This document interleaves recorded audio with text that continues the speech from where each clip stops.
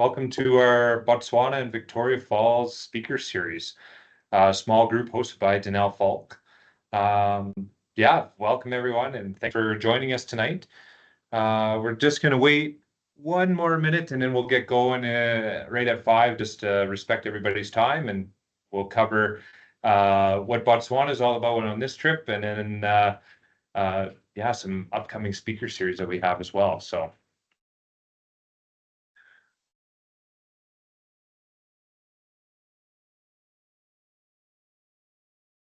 Sharing one of my videos here.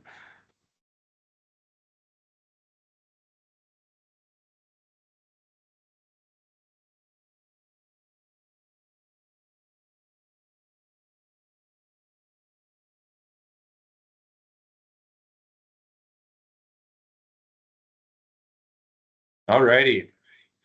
So we're going to get started. A little overview of Botswana and just kind of what it would look like being on in this particular area. So Botswana is really known for the Okavango Delta. It's a waterway where it actually goes into, or water comes down from Angola, goes into the sands, and there's all these created little islands that are around that, isolate the wildlife for that predator-prey interaction, as well as it's a corridor for elephants migrating through Chobe National Park and up through that southern part of Africa. The camps that we have here are very luxurious camps. King's Pool being up in the northern part, Linyanti, and it's kind of borders Chobe. So the Chobe River actually can flow into the Linyanti Channel, the Linyanti Swamp, but this particular area is in a private concession, so meaning exclusive game drives.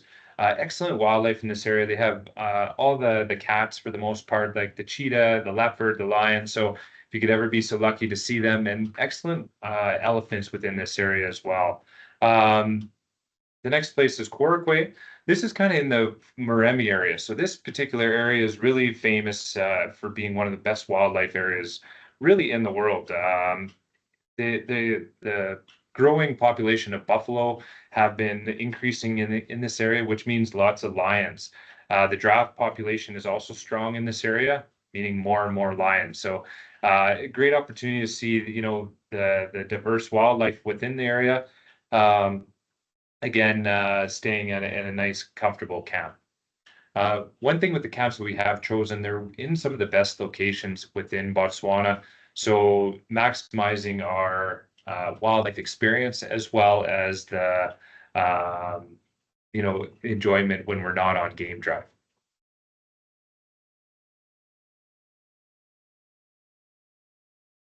The food is exceptional within these areas. You always wonder how do they pull off these types of meals when you're in these specific places.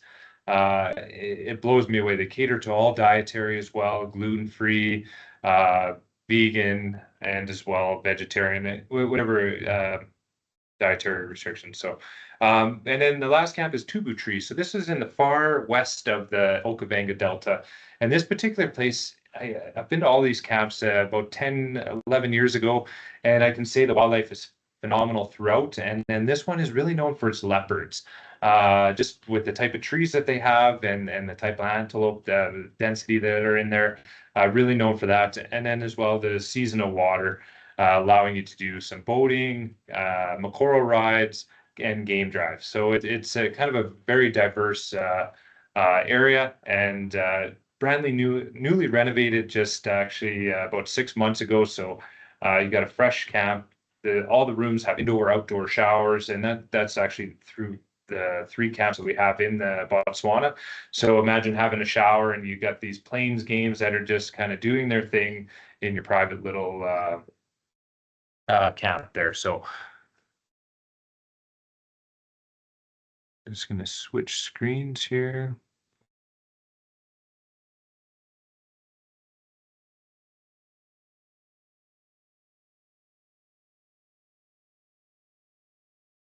We can present this one. 1 second, please.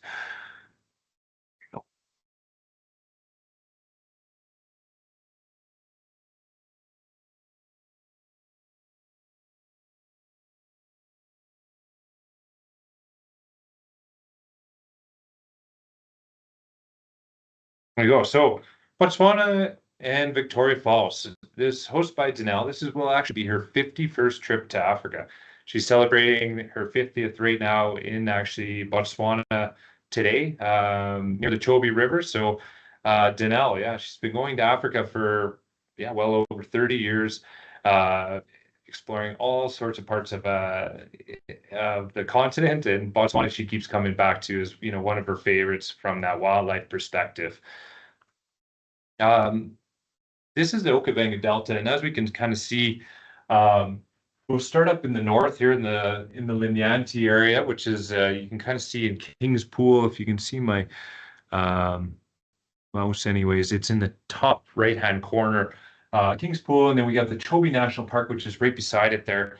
And one thing great about this area, we're in a private concession, meaning that if we see, lions on a kill or a pack of elephants or whatever, we have that exclusive experience. We're not waiting on, seven or eight, or, in some cases, in the Masai Mara, we've been finding, 20, 30 vehicles. So having that exclusive experience really makes it special. And that's what Botswana is really known for, is that um, low number tourism, but high density, or sorry, low tourism, but the price point is higher for that matter. But you are getting the value of that exceptional wildlife experience.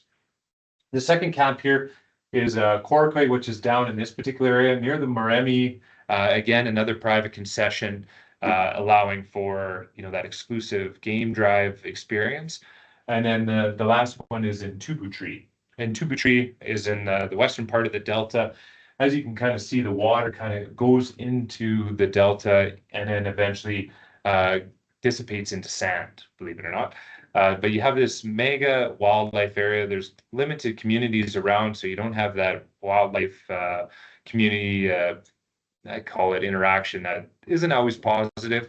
But it allows for the excellent wildlife in general. So the trip starts in Mon here. That's where we actually have pre-packages that will have 2 nights in Johannesburg. A couple different options of hotels that we can stay in. Also, opportunity if you wanted to not start in Johannesburg and maybe it's Cape Town, or do some gorilla trekking or somewhere else. Let's say that we can accommodate meeting in Mon with the group, and then once we get in Mon, we're gonna actually go up to King's Pool, which is letter A, and then Korokwe, Tubutree, and then finishing off in Victoria Falls over there. So getting around to the camps, all done by airplane. Small bush planes that will start from Mon, land on a dirt strip, and then our game drive vehicles will be there waiting for us at the airstrip. Game drive en route to the camp. Reason we aircraft only, because the waterways will be filled, so access by vehicle isn't available. So that's how we'll get to all these different points, and by small aircraft. The first camp, King's Pool, I know we mentioned from the video there some of the activities, but walking safaris. And when we're doing walking safaris, it's not necessarily about seeing the big game. It's about more getting your feet on the ground, seeing what's the flora, the fauna, the smaller things. Sometimes you'll run across some skeletons and whatnot. And then if there ever is big game and you do see it, the guides are well trained in terms of approaching it safely, or backing up safely. Let's say that. But generally, it's not necessarily a wild experience that you would find, say, for instance, in Zimbabwe or Zambia or something like that on those walking safaris. Because we are in the Linyanti Channel, there's a great opportunity to go boating. We'll probably do this for one of the activities in the afternoon is great. We'll have the group on the boat, and we'll do kind of canopies and sundowners, and we just kind of cruise the Linyanti Channel. And lots of things are in the water, such as hippos, elephants, crocodiles, and then lots of things along the shorelines as well. So like antelope coming down for a drink. In this particular season as well, the birding is going to be fantastic. There's like a migratory time where they're coming down from Europe, and then some are leaving. So it's kind of a neat time of year to be in the Okavango Delta. how game drives usually work. So first thing in the morning, you're up early, wake up call, usually give you a few snacks, some coffee, tea, and then head out on game drive. And then about 9 o'clock, they'll stop for like little coffee, some snacks, and then another game drive on the way back to camp for breakfast. If there's ever something that we're seeing, it's not we're not married to that schedule. It's we're on safari. If all of a sudden we have this fantastic animal interaction, whether it be elephants or a kill might happen with the wild dogs or something like that. Believe me, we'll sacrifice a meal to see the experience. So things like that. And then for the afternoon game drive, usually there's a little bit of time in between the morning game drive and the afternoon. We'll usually meet up around 3 o'clock for high tea, more snacks after lunch. It seems like you're always eating it. You'll never go hungry on this trip, I promise. And then we'll head out for a game drive. And then right before the sunset, we'll set up this beautiful canopy of, some snacks, some drinks, and that sort of thing. Enjoy the sunset. And because we're in private concessions throughout the itinerary, we'll actually do night game drive on the way back. So they have a light that they'll look for animals, the nocturnal things in the trees. I've actually in Corkway area been on a hunt with the lions. It was amazing. We're like right behind them, and you hear them roaring, and as they're communicating to essentially hunt this buffalo, the pack that was ahead. So amazing experiences that you never know what you're going to find. Again, the wildlife is fantastic. Being in these private concessions, you got that exclusive experience within. So you have this, from all plains, antelope to elephants to the cats to, even the smaller things that you'll find that are exclusive to Botswana. King Pool in general, beautiful, beautiful camp. Like it's been a wilderness safaris, almost premier camp for decades actually. But well appointed. You have these massive tents, and then on you can kind of see the deck a little bit from there, but it looks onto the Nyanti Channel, and there you have hippos, you have antelope that are coming down, and elephants. It's pretty common to see elephants just kind of grazing in these areas, right from the deck of your camp or from your tent, or the main lobby there.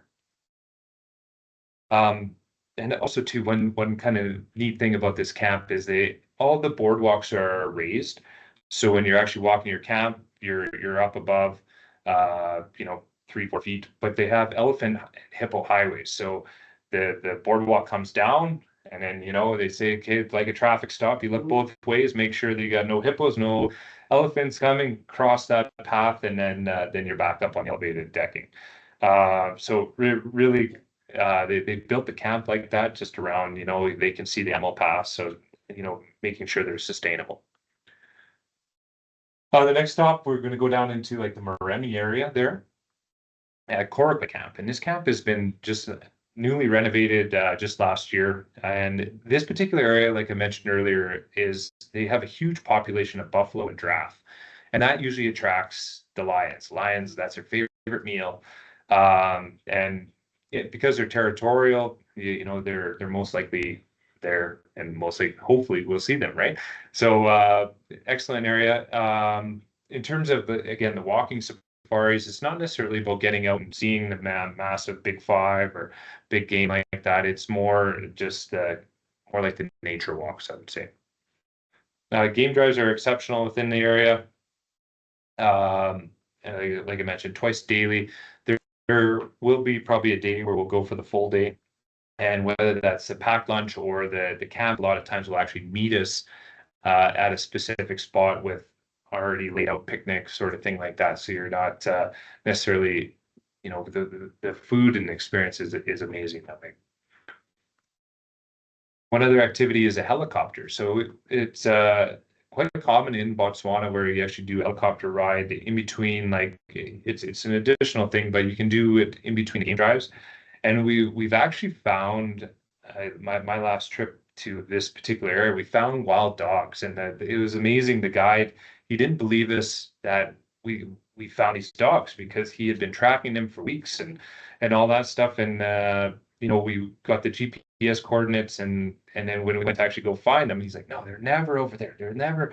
And one of the guys on our trip said, no, go this way. And so he tried for about 15, 20 minutes, maybe it was half an hour, never found the dogs. And then finally said, okay, which way do we go? And sure enough, we popped around the corner. There was the dogs all there lying down. And then it was such an amazing experience. We got to see them like before they hunt, they kind of like get up and almost like a mosh pit at a concert, like get each other riled up for this hunt. So we were able to find the dogs, but also enjoy the hunt with them. So that part was amazing. And the guide, he looked back at the guy, says, "That watch told you where they were." Like almost like I got to get one of those. So kind of a funny experience there. And again, just with the not as much focus on the walking, but definitely an opportunity throughout. Also depends on how high the grass is. Lots of factors that go into that. Again, the camp itself, the first camp was total mesh around. This one actually has a little bit harder walls, but one thing neat, one of my favorite things in Africa is sleeping with, just the screens and hearing the noises at night. Um, the screens they have made them baboon proof, so you're not worried about having a baboon come in your room or anything like that.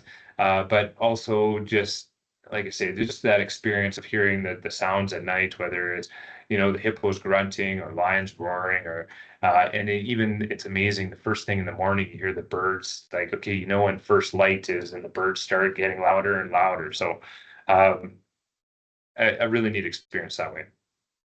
The dining and all the camps, like it's you can literally just hang at camp as well. It's these camps are set in wildlife areas. There's no fences around, and one thing I can say with wilderness safaris and the camps we've chosen, they are known for having some of the best locations within the parks they operate in, and that in my opinion elevates the wildlife experience and as well as just the safari experience itself.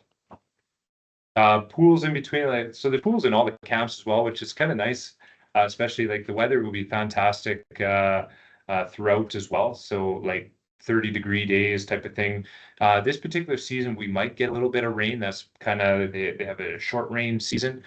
And at night it does cool down. It can actually get down to below freezing, believe it or not. So cools down at night, but during the day nice and hot and yeah, excellent for being away, especially in March around Calgary anyways, right? And if there's ever a day, we got 4 nights in the first camp, 4 nights in the second camp, and then 2 nights in the last camp. If there's ever a day, okay, maybe I don't want to get up early and do this game drive. I just want to have a sleep in, relax. That's okay too, because like I was mentioning, with these locations of the camp, you got wildlife that is right outside your door, literally. So as you can see here, we've got zebras. Lots of times it'll be elephants that come down. We've even seen lions and leopards and hyenas near the camp, right in camp, that sort of thing like that. So, yeah, lots of opportunity for game viewing there. The last stop here, we got Tubu Tree, which is in the western part. Again, it's a private concession. This camp was actually just renovated about 6 months ago. Nice fresh look. And on my trip 11 years ago now, this was one of my favorite camps. Just more so probably because of the leopard experience that we got to see. We saw a few different leopards up close, one with a cub, one with a baboon underneath its claws. So that was kind of interesting to see and experience. So uh, this particular area, again, another private concession, has all the wildlife as well. It's not just leopards and the antelope, has lions. It has lots and tons of elephants as well within this particular area.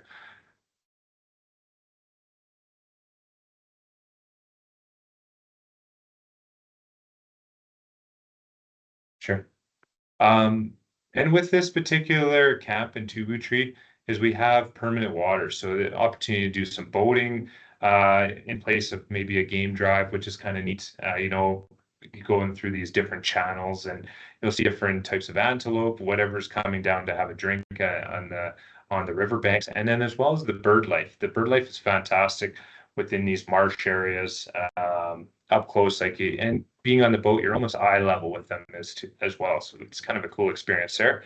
And the classic mokoro. So this is the traditional way how Botswanan people in the Delta would get around. One thing nice here, there's no hippos, so we're not worried about, encountering one of these fierce animals in their in their grounds and whatnot there. So a safe way to experience their mode of transportation while not having and doing it in a safely manner.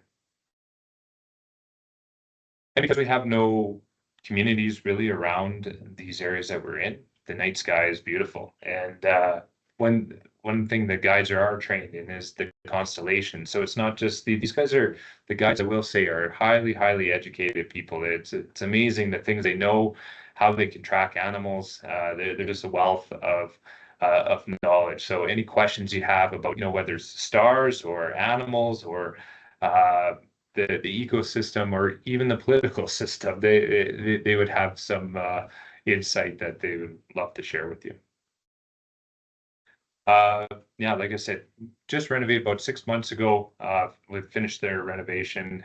It's transformed the camp. They got bigger tents now, indoor, outdoor showers, and all the tents look onto this open plain. So you have constant animals. I don't think there was one time where you didn't look out your window and you saw nothing. So it's in a fantastic wildlife area as well.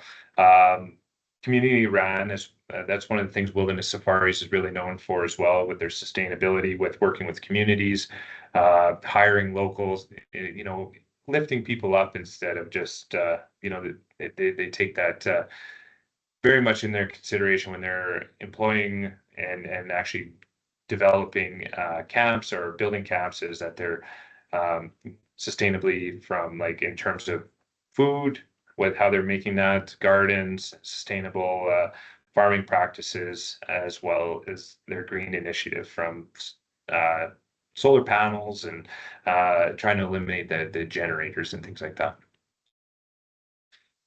And kind of the theme too here with the camps is they all look out onto the plains. It's not where you're just looking into trees or anything like that. The idea when they design these camps is to have the best views, right? So after Tubu Tree, we'll fly back to Kasani, which is it's kind of their border for to get into Victoria Falls. And then once we get into Victoria Falls, we'll be staying at the Victoria Falls Safari Club.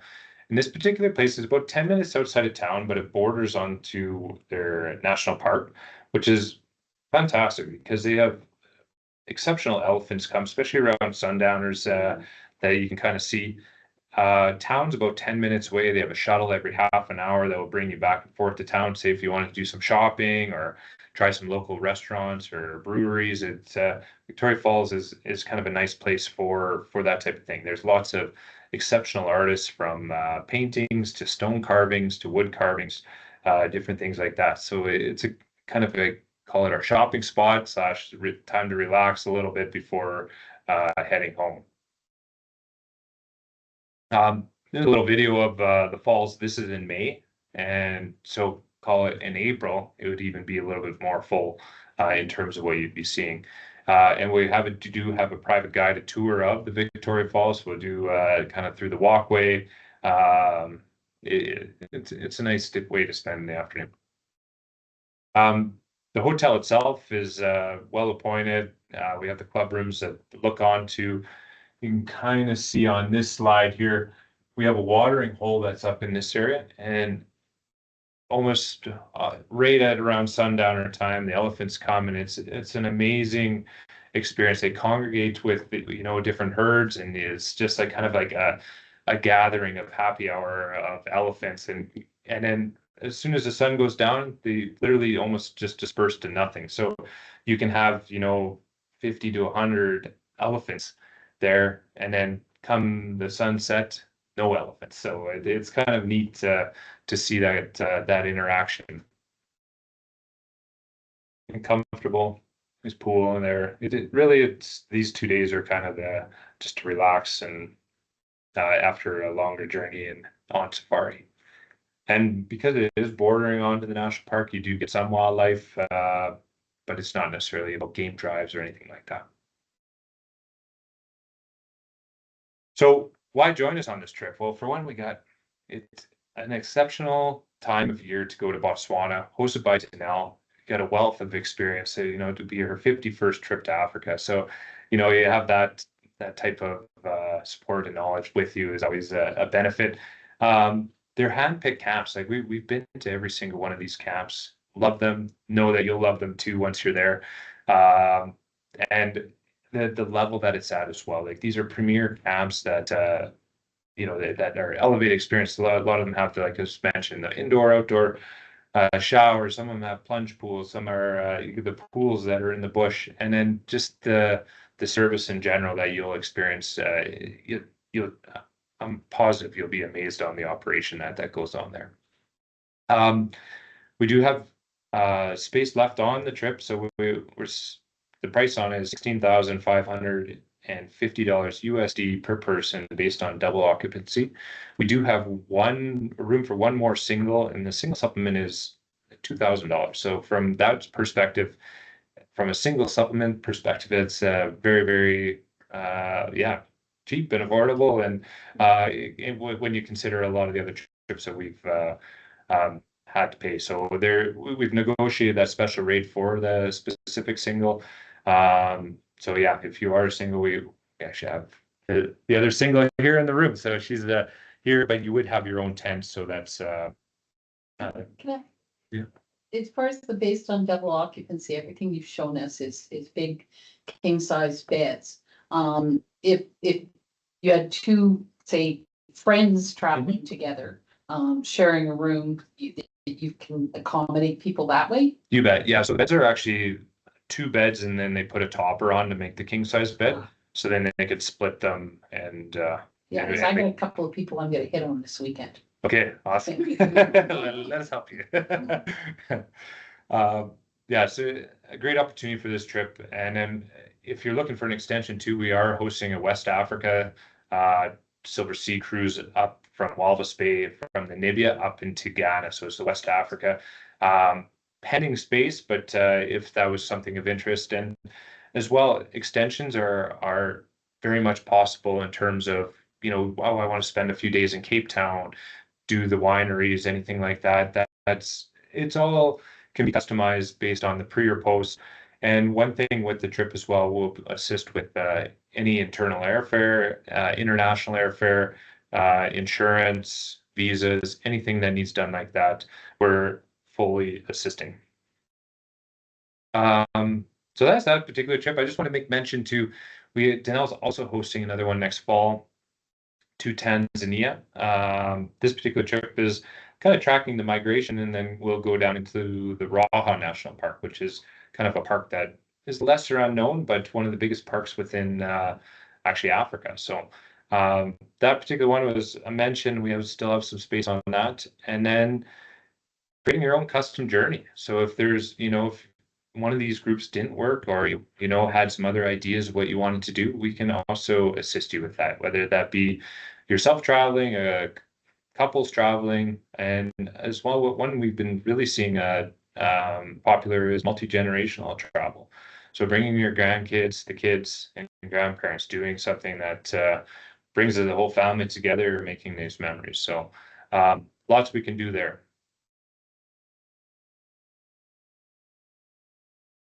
And that brings us to the end of our Botswana and Victoria Falls speaker series. So we can take any questions if people have.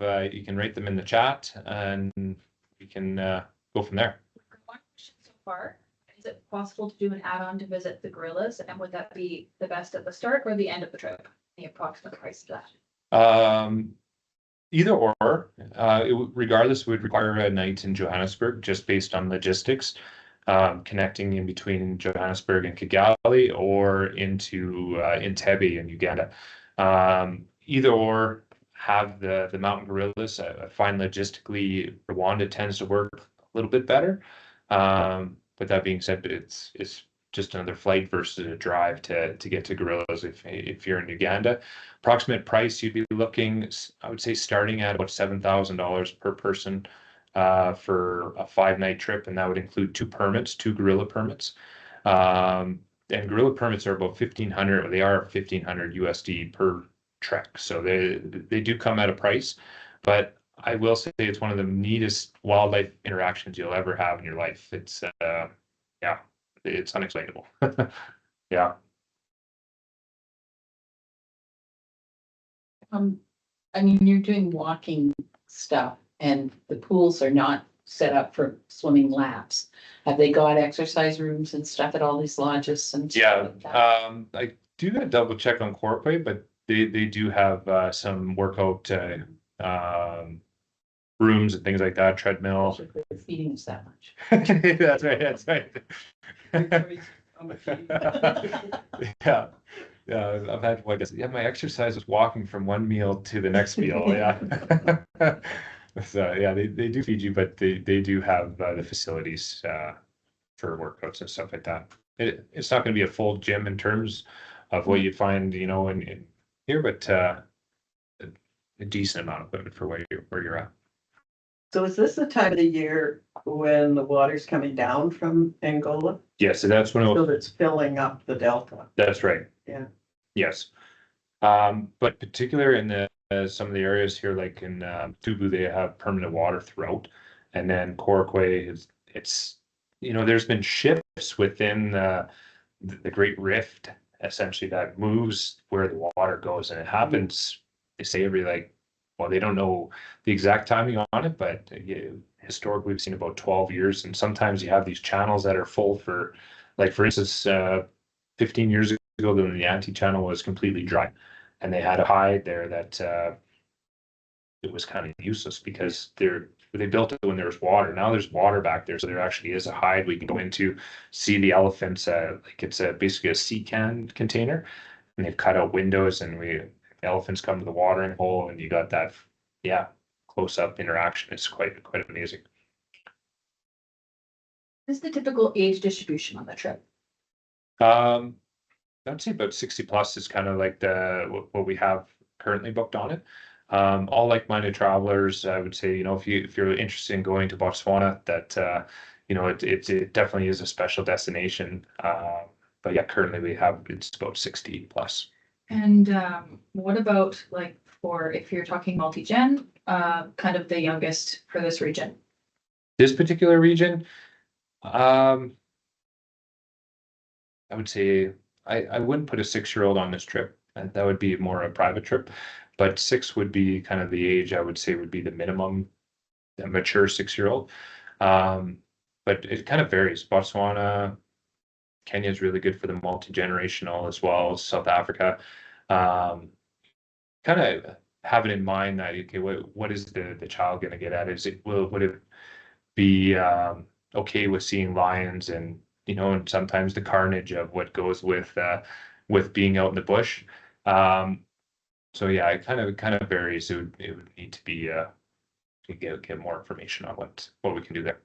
And the number of travelers on this group is 16. So we got 16 plus Danelle and Richard will be your hosts there.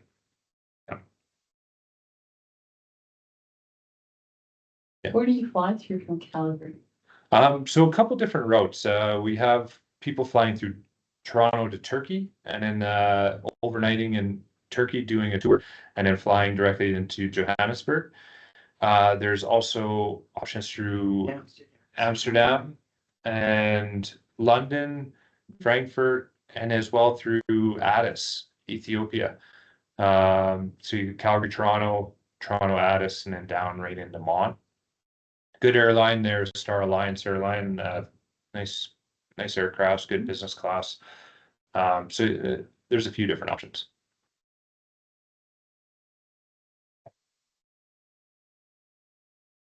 That's it. Alrighty, well, thank you for joining our Botswana and Victoria Falls speaker series, and Andrea will be following up with an email. If you have any questions regarding the trip, please let us know. We're here to answer any questions, and hope to see you in Botswana. So thank you, everyone.